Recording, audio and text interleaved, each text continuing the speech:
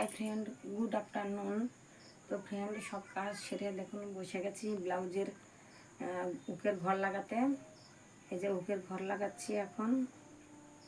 তো আপনারা ফ্রেন্ড দেখবেন, পাশে থাকবেন আর কমেন্ট করবেন কীরকম হচ্ছে।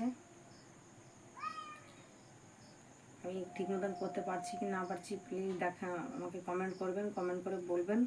আর অতি অবশ্যই ফ্রেন্ড আপনারা কিন্তু পাশে থাকবেন।